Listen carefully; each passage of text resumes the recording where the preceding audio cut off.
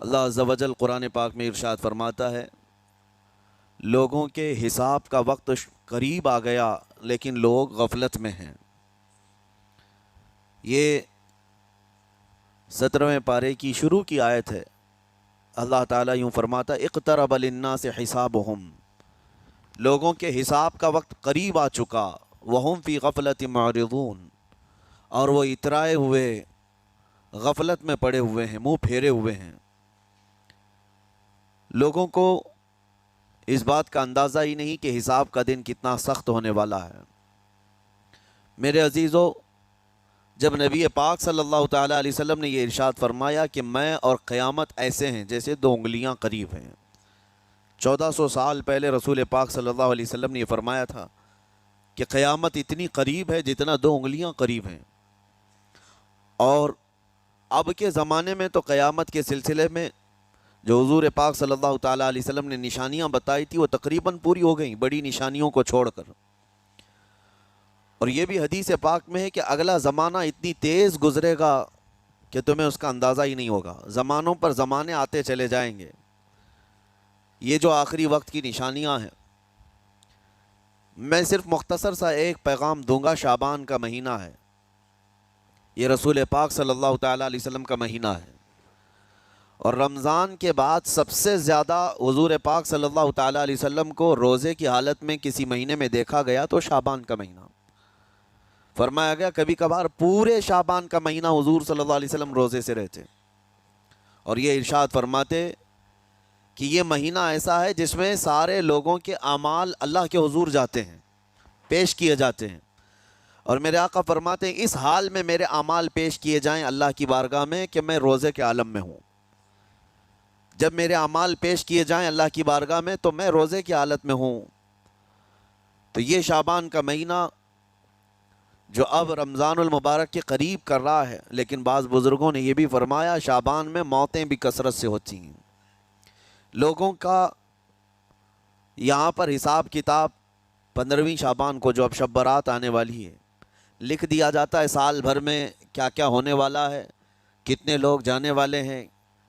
کئی لوگوں کی کتابیں بند کر دی جاتی ہیں۔ حدیث پاک میں یہ بھی ہے کہ فیصلہ اللہ تعالیٰ فرشتوں کے حوالے فرما رہا ہوگا، حالانکہ جب ہم ماں کے پیٹ میں تھے تبھی لکھ دیا گیا ہے کہ کتنی عمر ہے، لیکن فرشتوں کو جو ٹرانسفر کیا جاتا ہے سال میں ایک مرتبہ، اگلے سال ان کا کیا کیا ہونا ہے۔ اور حدیث میں ہے کسی کے متعلق فرشتوں کو یہ کہا جا رہا ہوگا کہ فلاں 1 مہینے بعد، 2 مہینے بعد، 1.5 مہینے کے بعد اس کی فلاں وجہ سے موت آئے گی، لیکن وہ بندہ شادی کی تیاری کر رہا ہوگا، وہ بندہ جس کے موت کا آرڈر جاری ہو چکا ہے، فرشتے لے چکے ہیں، وہ اپنے کاروبار کے اور اپنے گھر بار کے بنانے میں مصروف ہوگا، اسے اندازہ تک نہیں ہوگا کہ شعبان کے اس مہینے میں اس کی موت کا پروانہ نکل چکا ہے۔ اسی لیے میں عرض کر رہا ہوں قرآن کی آیت اقترب للناس حسابہم وہم فی غفلت معرضون۔ اللہ فرماتا ہے لوگوں کا حساب بہت قریب آ چکا جبکہ وہ غفلت میں پڑے ہوئے ہیں۔ اب جس زمانے میں آپ زندگی گزار رہے ہیں یہ اتنی تیزی سے آپ کے اوپر سے گزر جائے گا کہ آپ کو احساس تک نہ ہوگا، بلکہ ایک حدیث کا مفہوم یہ بھی ہے کہ جوان بوڑھے نظر آنے لگیں گے اور بچے جوان نظر آنے لگیں گے۔ وہ دور آئے آج، بچے تو ہمارے جوان ہو ہی چکے ہیں، جو 6 سال کے بچے ہیں، 5 سال کے بچے ہیں، جن کو حقیقت میں بچہ کہا جاتا تھا، اب کے زمانے میں وہ بچے ہی نہیں رہ گئے۔ 8 سال کے بچے وہ بچے ہی نہیں رہ گئے۔ ساری اسکولوں کے حالات ہمارے پاس آئے دن نئی نئی خبریں آتی ہیں۔ 3ری جماعت کا، 4تھی کلاس کا بچہ خطرناک قسم کے نشوں میں مبتلا ہے جو بڑے بڑے جوان بھی نہیں کیا کرتے تھے۔ تو بچہ کہاں رہا؟ حضور پاک صلی اللہ تعالیٰ علیہ وسلم نے فرمایا تھا بچے جوان لگیں گے اور جوان بوڑھے، اور جوانوں کی حالت یہ ہے کہ سارے مزے اپنے بچپن میں اتنے کر لیے کہ جوانی میں طاقت ہی ختم ہو گئی۔ 25 سال کی عمر میں ایسے لگتے ہیں جیسے کہ بوڑھاپا آ گیا، کمزوریاں آ گئیں۔ 30 سال پہلے کے دور میں 40 سال کو بھی جوانی کہا جاتا تھا، اب کے دور میں 40 سال تو بڑھاپا ہو گیا۔ 30 سال کی عمر کے بعد اعضاء آج کے نوجوانوں کے جواب دینے لگ جاتے ہیں، اس کی وجہ یہ ہے کہ بچپن میں اپنے آپ کو برباد کر لیا، بچپن میں اپنے آپ کو ختم کر لیا۔ تو جو بچپنا تھا اس کو جوانی میں بتا دیا، اور جو جوانی ہے وہ بڑھاپے میں۔ اور جو بوڑھے اصل بوڑھے ہیں جن کو 60-70 سال کی عمر ملی ہوئی ہے، یہ اللہ تعالیٰ کی طرف سے ان کے لیے نعمت ہے۔ باقی قیامت کے قریب جو حالات ہیں وہ اس طرح کے ہیں۔ اور مزید میں آپ کو یہ بھی بتا دوں کہ زمانہ ترقی کرتے کرتے تمہیں ایسا سست اور کاہل بنا دے گا کہ تم کوئی کام کے لائق بھی نہیں رہ جائیں گے۔ بہت ساری چیزیں ہم سے رخصت ہو رہی ہیں، ہمیں اندازہ بھی نہیں۔ ابھی کل ہی میں ذکر کر رہا تھا، ابھی 10 سال پہلے 20 سال پہلے جو چیزیں ہمارے آنکھوں کے سامنے موجود تھی وہ اب غائب ہو چکی ہیں۔ خالی وقت اسے ملے تو نشہ بھی یاد آ جائے، خالی وقت اسے ملے تو عورتوں کی طرف میلان بھی بڑھ جاتا ہے، خالی وقت اسے ملے تو اس کو دولت لٹانے اور عیاشی کرنے کی فکر بھی سوار ہونے لگتی ہے۔ اپنے آپ کو کسی چیز میں مصروف کر لے، اور سب سے بہترین مصروفیت کیا ہے؟ اللہ اور اس کے رسول کا ذکر پاک ہے۔ یہ سب سے بہترین مصروفیت ہے کہ تم نے اپنے آپ کو اس میں مصروف کر رکھا تو اللہ تعالیٰ دنیا کی تمام مصروفیتوں سے تمہیں آزاد کر دے گا، برائیوں سے آزاد کر دے گا۔ قرآن میں رب تعالیٰ فرماتا ہے وَقَالُوا حَسْبُنَا اللَّهُ وَنِعْمَ الْوَكِيلُ، جنہوں نے یہ کہا ہمارا رب ہمارے لیے کافی ہے، ہمارا اللہ ہمارے لیے کافی ہے، اور کیا ہی بہترین مددگار ہے، کیا ہی بہترین وکیل ہے جس نے یہ کہا۔ اللہ فرماتا ہے اس کے فوراً بعد آیت آئی ہے فَانْقَلَبُوا بِنِعْمَةٍ مِّنَ اللَّهِ وَفَضْلٍ لَمْ يَمْسَسْهُمْ سُوءٌ، اللہ ان لوگوں کو اپنی خاص نعمتوں میں لے جائے گا، ایسی جگہ جہاں کوئی برائی انہیں چھو بھی نہ سکے گی۔ جنہوں نے اللہ کی بارگاہ میں یہ کہا حسبنا اللہ ونعم الوکیل، آگے بھی ہے دوسری آیت ہے نعم المولا ونعم النصیر، جس نے یہ کہا اللہ فرماتا ہے ان بندوں کو اللہ اپنی خاص نعمتوں میں لے جائے گا اور فضل میں لے جائے گا، ایسی جگہ لم یمسسہم سوء، جہاں انہیں کوئی برائی چھو بھی نہ سکے گی، کوئی برائی نہ آ سکے گی۔ اسی لیے کثرت سے اپنے آپ کو مصروف رکھو۔ یہ جو محافل ہماری ہو رہی ہیں اللہ کرے کہ ہمیشہ قائم رہیں۔ ہم ہفتے میں ایک مرتبہ ذکر کی مجلس میں آتے ہیں اپنے دل کو اللہ تعالیٰ کی یاد سے معمور کرنے کے لیے۔ ویسے کھانا تو دن میں 3 مرتبہ اور کوئی تو 5 مرتبہ کھاتے ہیں۔ اپنے جسم کا بھرپور خیال رکھا جاتا ہے، ہماری روح کے خیال کے لیے ان مجلسوں میں آنا ضروری ہے۔ یہ مجلسوں کی پابندیاں، اور اگر آپ اس کو ہی یہ سمجھ کر نہ چلیں کہ ہم نے ایک بار ہفتے میں ذکر کر لیا تو اب کافی ہے۔ ہماری گاڑی بھی جو ہے پیٹرول بار بار مانگتی ہے، اس کو جس طرح سے چلاتے ہیں اس طرح سے اس کی خواہش بھی ہے۔ روزانہ گاڑی کو اگر کہیں کھڑی کر رکھیں تو زیادہ پیٹرول نہیں لگے گا، لیکن چلتی رہے تو بار بار پیٹرول کی ضرورت ہے۔ ہم میں سے ابھی کوئی ایسا نہیں ہے جو بستر پر پڑا ہوا ہے، ہر کوئی چل رہا ہے، پھر رہا ہے، دنیا میں مصروف ہے۔ تم اپنے کھانے پانے بھی کر رہے ہو، لوگوں سے ملاقات بھی کر رہے ہو، اس کا مطلب ہے تمہاری گاڑی چل رہی ہے اور اس کو پیٹرول بار بار چاہیے۔ اور یہی جو ایندھن ہے، یہ پیٹرول ہے، اس کا کام یہ اللہ تعالیٰ کا ذکر کرتا ہے۔ تمہارے جسم کو بیلنس رکھنے کے لیے، تمہاری فکروں کو بیلنس رکھنے کے لیے، تمہارے دماغ کو صحیح سلامت ایک نہج پر رکھنے کے لیے یہ ذکر کی محافل قوت دیتی ہیں۔ اگر اس ہفتے میں آپ نے ذکر کیا نہیں ہوا تو آپ اپنے ہی گھر پر سونے سے قبل بستر پر بیٹھ کر کیوں اللہ کا ذکر نہیں کر لیتے؟ 5 منٹ 10 منٹ اس مولا کو پکار کر کے سونے میں کیا حرج ہے؟ لوگ موبائل دیکھتے، گانے سنتے، فلمیں دیکھتے ہوئے سو جاتے ہیں، لیکن اللہ رب العزت کو یاد کر کے سونے والا، میرے عزیز و قرآن میں مولا فرماتا ہے فَاذْكُرُونِي أَذْكُرْكُمْ، اس کا وعدہ ہے تم مجھے یاد کرو میں تمہیں یاد کروں گا۔ اور اس کی تفسیر میں اللہ تعالیٰ کے اس قول میں، اس فرمان کی تفسیر میں بزرگوں نے فرمایا اللہ کیسے یاد کرتا ہے بندے کو؟ اللہ بندے کو کیسے یاد کرتا ہے؟ جب تم اس کی یاد میں مصروف رہے، اپنے آپ کو بزی کر رکھا، اللہ تمہیں کیسی جگہ یاد کرتا ہے؟ فرماتے ہیں مفسرین کہ بندہ تو لوگوں میں اللہ کو یاد کیا، اور اللہ بندے کو فرشتوں میں یاد کرتا ہے۔ فرشتوں کے درمیان تمہارا ذکر ہونے لگتا ہے کہ فلاں کا بیٹا فلاں آج میرا ذکر کر رہا تھا۔ آج محفل ذکر سے جتنے نکلیں گے اللہ کریم ہمارا ذکر فرشتوں میں ضرور فرمائے گا۔ فرشتوں میں ضرور ذکر ہوگا کہ فلاں بندہ آج ذکر میں مشغول تھا۔ اور پھر یہ بھی فرمایا بزرگوں نے، مفسرین نے، کہ اللہ تعالیٰ وہاں یاد کرتا ہے جہاں فرشتے ہوں، فرشتوں کی محفل میں تمہارا ذکر۔ اور اس کے علاوہ یہ بھی فرمایا گیا کہ تم دنیا میں زندگی میں اسے یاد کرتے تھے اور وہ تمہیں مرنے کے بعد قبر میں یاد کرے گا۔ جب دنیا تمہیں چھوڑ دیتی ہے تب اللہ تعالیٰ تمہیں یاد فرماتا ہے۔ فَاذْكُرُونِی أَذْكُرْكُمْ کا مطلب یہ ہے وہ تمہیں یاد فرمائے گا، لیکن اس کے لیے کثرت سے تم اللہ کو یاد کرو، اللہ کو یاد کرو۔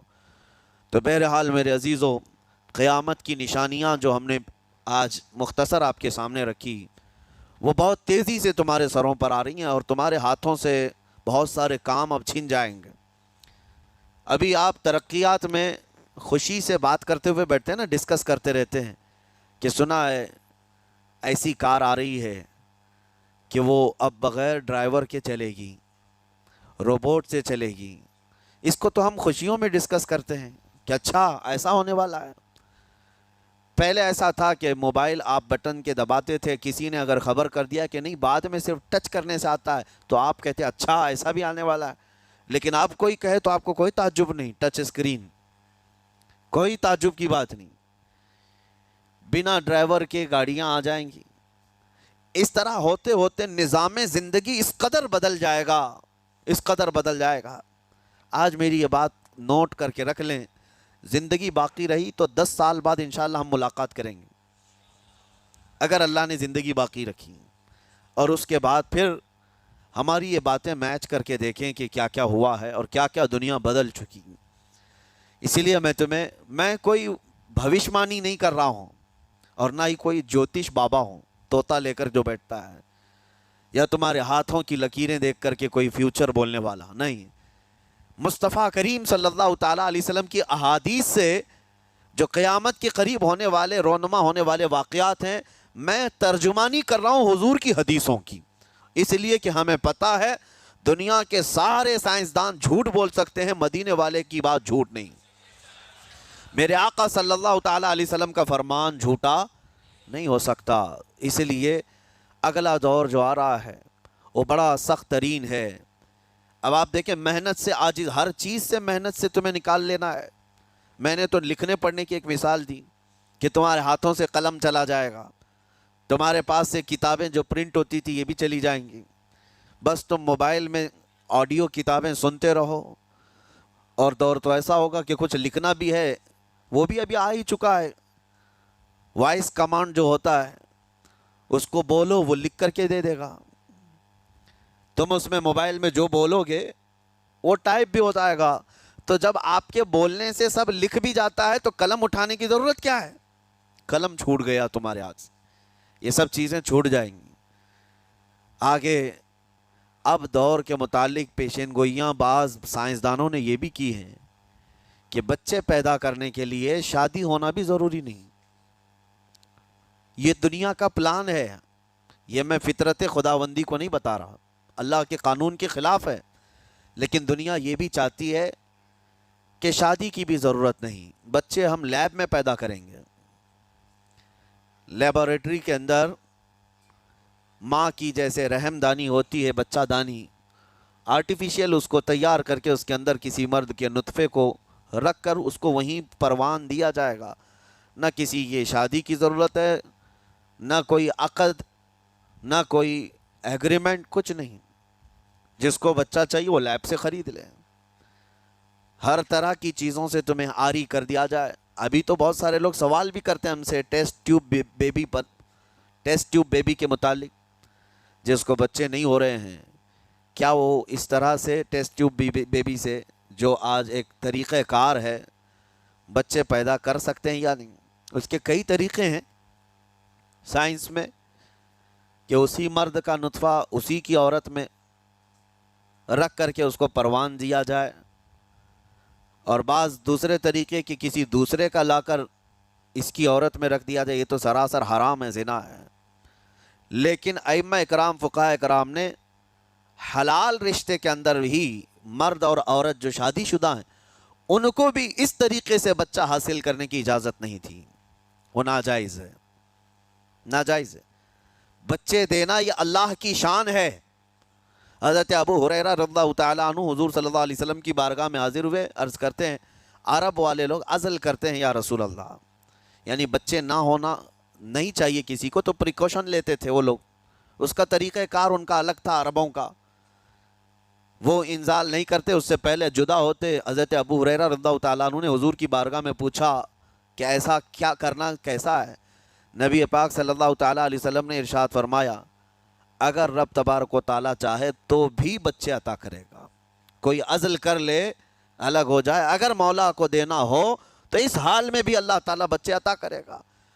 جو مولا بغیر باپ کے عیسیٰ پیدا فرماتا ہو۔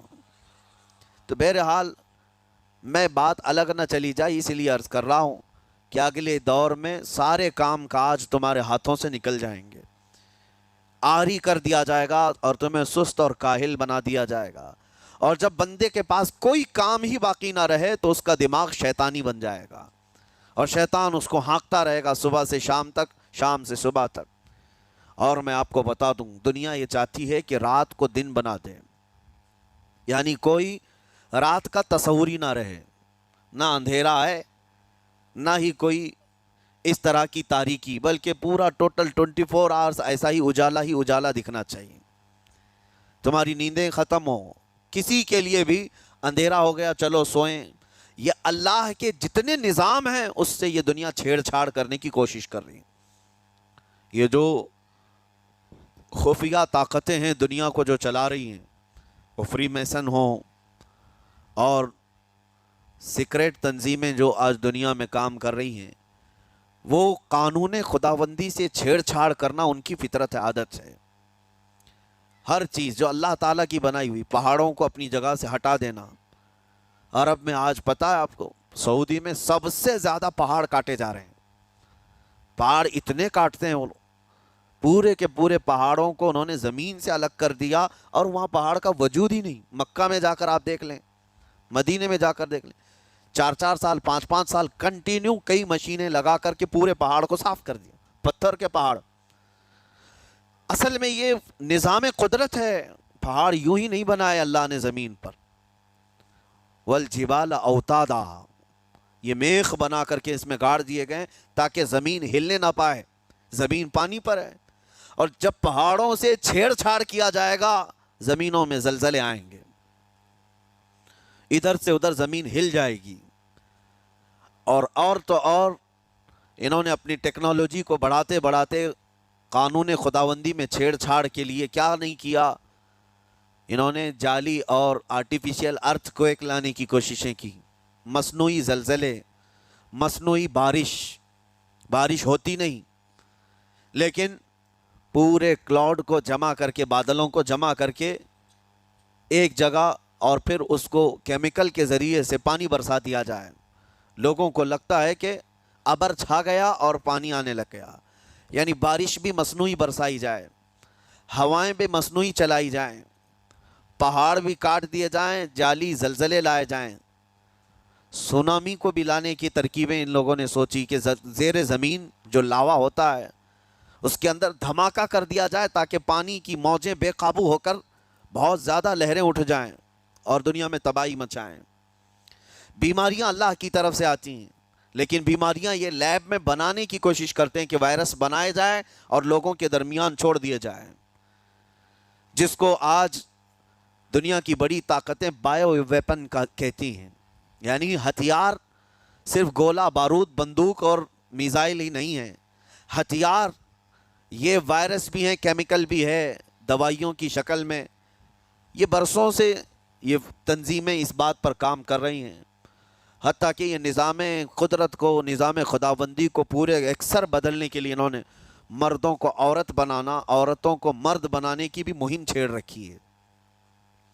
ٹرانسجینڈر، ان سب کو خاص قانونی حق دیا جائے گا، اور مرضی سے آدمی اپنے جینڈر کو، اپنی جنس کو چینج کروا لے۔ یہ قانون خداوندی میں چھیڑ چھاڑ ہے نہیں، اور انسان کو جس کام کے لیے پیدا کیا گیا تھا اس کام سے اس کو عاری کر دیا جائے، کاہل بنا دیا جائے۔ اسی لیے دیکھیں وہ رحمان مولا چاہے تو تمہیں گھر میں بٹھا کر خوب رزق دے، وہ غفار ہے جو چونٹیوں کو اپنے سوراخ میں رزق دیتا ہے، مچھلیوں کو پانی کے اندر رزق دیتا ہے، وہ اشرف المخلوقات کو کیوں نہیں کھلائے گا؟ لیکن اس کا حکم یہ ہے قُضِ اِذَا قُضِيَتِ الصَّلَاةُ فَانْتَشِرُوا فِي الْأَرْضِ، جب نماز پڑھ لو تو زمین میں پھیل جاؤ اور اللہ کا رزق ڈھونڈو۔ یہ نہیں کہ گھر میں بیٹھ کر کے تم پکارتے رہو رزق آ جا، رزق آ جا، رزق آ جا، یہ نہیں ہے۔ تمہیں کیوں؟ تم کاہل اور سست نہ بنو، تمہیں فرمائے گا ہاتھ پیر چلاؤ۔ نبی پاک صلی اللہ تعالیٰ علیہ وسلم نے ارشاد فرمایا دنیا کا سب سے بہترین رزق وہ ہے جو اپنے ہاتھوں کی کمائی، محنت سے۔ اور حضور فرماتے ہیں اللہ کے نبی داؤد علیہ السلام لوہے کا کام کرتے اور خود اپنے ہاتھوں سے لوہے کو تپا کر کے نقش بناتے، اور لوہے کی زرہ جو جنگوں میں پہنی جاتی یہ بنا کر کے بیچتے تھے، اور اس کی آمدنی سے حضرت داؤد علیہ السلام اپنا گھر چلاتے تھے۔ حضرت ادریس علیہ السلام کپڑے سلتے تھے، درزی کا کام کرتے اور اپنا گھر چلاتے۔ حضرت ابراہیم علیہ السلام گھر بنانے کا کام کرتے رہے۔ اسی لیے نبی پاک صلی اللہ تعالیٰ علیہ وسلم نے فرمایا اللہ کے سارے نبی اپنے ہاتھوں کی کمائی کھایا کرتے تھے، کوئی گھر بیٹھ کر کے نہیں۔ جو لوگوں کو آج یہ شوق ہے کہ بس کسی کو جائیداد میں کچھ پراپرٹی ملی تو کرائے پر چڑھا دو اور کرایہ کھاتے رہو، کیوں محنت کرنا ہے؟ کوئی کام کیوں کرنا ہے؟ میں یہ نہیں کہتا کہ کرایہ مت کھاؤ، کھاؤ کرایہ، لیکن اپنے جسم کو ایسا کاہل اور سست بناؤ گے تو یہ شیطان کی آماجگاہ بن جائے گا دماغ، اور اتنے گناہ ہو کرنے لگ جاؤ گے کہ تمہارے کنٹرول میں نہیں رہے گا۔ تم اس کو جتنا خالی اور سست چھوڑو گے، یا آلریڈی جو سائنسدانوں نے چوہوں پر ایکسپیریمنٹ کر کے جو دیکھا، اکثر ایسا ہوتا ہے کہ چوہوں پر جو تجربہ کیا جاتا ہے انسان کے فطرت سے بہت زیادہ میل کھاتا ہے چوہوں کی طبیعت۔ اسی لیے آپریشن تھیٹر میں بھی سکھانے کے لیے چوہے اور مینڈک کا استعمال ہوتا ہے۔ دوائیاں بھی جو سب سے پہلے بنتی ہیں وہ چوہوں کو کھلا کر دیکھی جاتی ہیں۔ انسان کی طبیعت زیادہ اس سے میل کھاتی ہے، تو جو چوہوں کو ساری سہولیات دے دی گئی تھی تو وہ آپس میں شہوت میں مبتلا ہو گئے اور ایک دوسرے کا قتل کرنے لگے۔ یہی حال انسانوں کا بھی ہوگا، جب ان کو ساری سہولیات ایک جگہ مل جائیں گی تو یہ ایک دوسرے کا قتل شروع کر دیں گے، یہ کثرت سے گناہ کرنے لگیں گے اور ایک دوسرے کا قتل کریں گے۔ اسی لیے آپ کو میں جو بات کہہ رہا تھا وہ ادھوری رہ گئی۔ وہ رب تبارک و تعالیٰ چاہے تو گھر بیٹھا کر تمہیں کھلائے، لیکن آپ مجھے یہ بتاؤ یہ جو مسجد میں بلاتا ہے تمہیں رب تعالیٰ 5 وقت، فجر میں، ظہر میں، عصر میں، مغرب میں، عشاء میں، اور ہر ایک میں تمہیں اپنی پیشانی زمین پر رکھنی ہے، ہاں ایک مخصوص طریقہ ہے۔ کیوں؟ اللہ کریم کیا تمہارے ان اعمال کا محتاج ہے؟ محتاج ہے رب تعالیٰ کہ تم جتنے سجدے کرو گے اس کا پاور بڑھے گا، اس کی طاقت بڑھے گی، تمہاری عبادتوں سے اس کے خزانے بڑھیں گے؟ کچھ نہیں ہونا ہے، وہ بے نیاز ہے، اللہ الصمد، وہ بے نیاز ہے۔ لیکن تمہیں یہ جو پریکٹس کرائی جاتی ہے وہ اسی لیے کہ تم سست اور کاہل نہ بنو۔ کسی گاڑی کو زیادہ دن گیریج میں رکھ دیا جائے، چاہے وہ نئی کیوں نہ ہو، زنگ لگ جاتا ہے اور اس کے بعد پھر اس کے اندر خرابیاں شروع ہو جاتی ہیں۔ انسان اپنے آپ کو اسی طرح کاہل رکھ دے، سست رکھ دے، تو پھر اس کے اندر بھی عجب عجب قسم کی بیماریاں، وہ گناہوں کی بیماریاں بھی شروع ہوتی ہیں اور جسمانی بیماریاں بھی شروع ہوتی ہیں۔ اسی لیے تمہیں 5 وقت یہ پریکٹس بھی کرائی جاتی ہے کہ نمازیں پڑھتے رہو، اپنے آپ کو بزی رکھو، تم بار بار پیشانی زمین پر جھکاؤ اور اٹھاؤ، جھکاؤ اٹھاؤ۔ یہ پریکٹس اسی لیے کرائی جاتی ہے کہ تمہارا جسم سست اور کاہل نہ رہے۔ اللہ کریم بندوں کے تمام مصالح اور ان تمام حاجتوں کو بہتر جانتا ہے کہ بندہ کس میں بہتر ترقی کر سکتا ہے۔ اسی لیے میرے عزیزو اپنے آپ کو خالی مت چھوڑو، اپنے آپ کو خالی مت چھوڑو۔ اور وقت ہمارے پاس اتنا کم ہے کہ حساب دینے کے وقت ہمیں سب کو پتہ چل جائے گا قیامت کے دن۔ یہ بھی روایت میں ملتا ہے کہ بندہ یہ یاد کرے گا کہ میرے پاس اتنا وقت تھا، کاش میں کچھ نہ کرتا تسبیح لے کر بیٹھا ہوتا، کاش میں کچھ نہ کرتا دعائیں ہی کر رہا ہوتا، تو اللہ تبارک و تعالیٰ اس کا بدلہ مجھے قیامت میں عطا کرتا۔ لیکن جنہوں نے اپنے اوقات کو یہاں پر خالی گنوا دیے، فضول میں برباد کیے، وہ بہت پچھتاوے میں ہوں گے، بہت پچھتاوے میں ہوں گے۔ جتنا وقت اپنے پاس باقی ہے اس کو مصروف کر دو، اس کو مصروف کر دو۔ اللہ کریم ہم سب کو گزرے ہوئے تمام برائیوں کے کفارہ ادا کرنے کی توفیق عطا فرمائے۔ رب تبارک و تعالی ہمیں سستی اور کاہلی سے محفوظ فرمائے۔ میں آپ کو اس لیے بھی ایکٹیو کر رہا ہوں کہ اپنے آپ کو اتنا پابند کر لو کہ رمضان آنے والا ہے اور اس میں عبادتیں زیادہ ہوں گی۔ کیوں 20 رکعت کھڑے ہونے میں تمہارے جسم میں سستی اور کاہلی نہیں آنی چاہیے۔ ہاں ایک دن تراویح میں جوش میں آیا اور دوسرے دن افطاری کر کے خراٹے لینے لگ گیا، کھا کر کے پورا سو گیا، اور اس کے بعد پھر پتہ چلا سیدھے شب قدر میں آیا ہے۔ تو رمضان المبارک کو بھی جن لوگوں نے ایسا برباد کیا وہ پچھتاتے رہ جائیں گے۔ اور کچھ نہیں، رمضان ہر دن نہیں آنے والا ہے اور ہر مہینے نہیں آتا ہے، سال میں ایک مرتبہ رمضان اللہ کا مہمان ہے۔ اس کے آنے سے پہلے اس کی آنے کی تیاریاں بھی کر لو، اپنے جسم کو ابھی سے اتنی عادت ڈالو، بلکہ جسم کو نہ صحیح لیکن دماغ کو اتنا بنا لو کہ مجھے یہ کرنا ہی ہے۔ یہ رمضان آئے گا تو میں ختم قرآن ضرور کروں گا، یہ رمضان آئے گا تو تراویح کی ایک رکعت بھی میری مس نہیں ہوگی، یہ رمضان آئے گا تو پورا قرآن میں تراویح میں ضرور سنوں گا، یہ رمضان آئے گا پورے رمضان میں ہر دن میں نبی پاک صلی اللہ علیہ وسلم پر 100 بار درود ضرور پڑھوں گا۔ یہ عہد ہوتے ہیں، یہ رمضان کی تیاریوں کے طریقے ہوتے ہیں۔ قرآن پاک پورا ختم کریں۔ ناظرین اکرام، اسی طرح کے اور واقعات اور بیانات سننے کے لیے چینل کو سبسکرائب کریں، بیل آئیکن کو دبائیں تاکہ اگلے آنے والے ویڈیو کا نوٹیفیکیشن ترنت آپ کے پاس پہنچ جائے۔